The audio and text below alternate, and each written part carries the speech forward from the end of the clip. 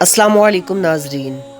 ایک روایت میں ہے کہ ایک قبیلے نے قوم بنی اسرائیل سے علیحدہ ہو کر دریا کے کنارے پر کچھ اپنے رہنے کے واسطے مکان بنا لیے تھے، اور یہ واقعہ اس وقت عمل میں آیا جب حضرت داؤد علیہ السلام بلائے ناگہانی میں مبتلا ہوئے۔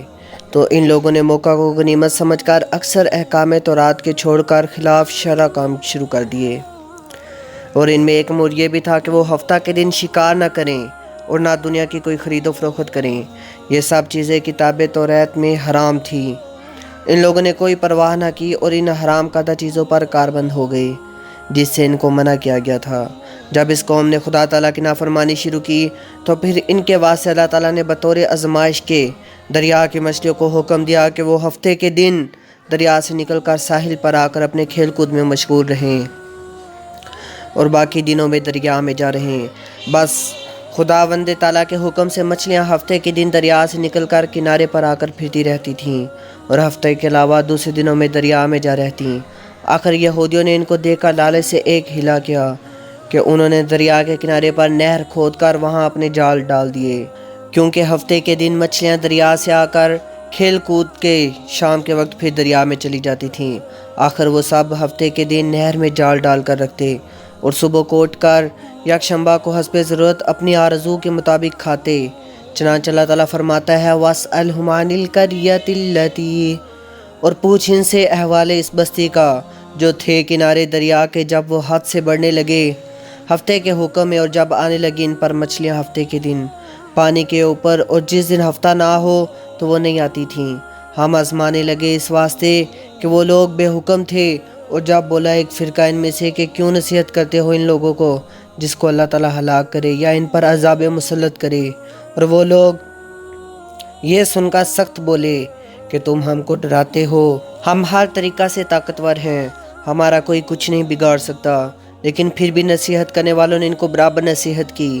جب انہوں نے کسی طرح سے بھی نہ مانا اور برابر خلافت شروع کرتے رہے، پھر ان کو عذاب خداوندی نے آ پکڑا، محض اس وجہ سے کہ وہ اپنے رب کی نافرمانی کرتے تھے اور نصیحت کرنے والوں کی نصیحت پر عمل نہیں کرتے تھے۔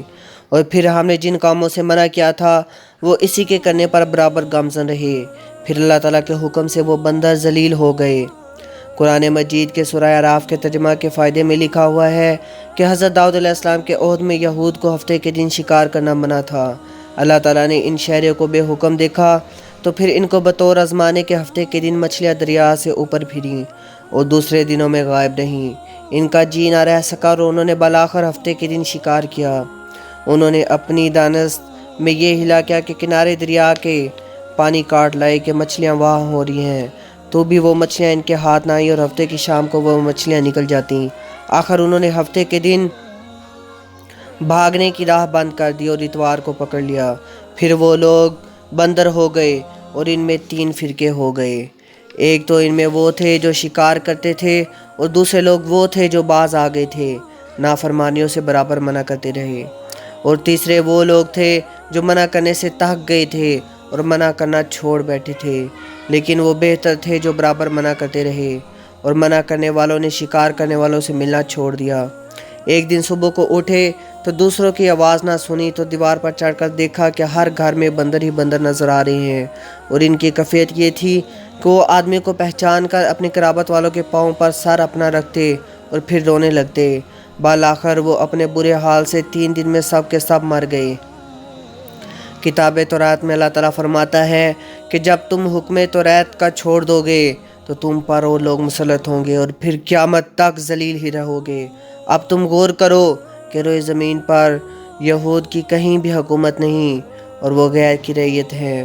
پس اے مومنو، بسبب نافرمانی خداوند قدوس بنی اسرائیل کے چہروں اور بدن کو مسخ کیا گیا، یعنی مسخ ہو کر وہ بصورت بندر ہو گئے، اور ہم لوگ چونکہ خاتم النبیین کی امت ہیں اسی لیے اس زمانے میں گناہ کرنے کے باوجود بھی حضور اکرم صلی اللہ علیہ وسلم کی دعا کی وجہ سے مسخ نہیں کیے جاتے۔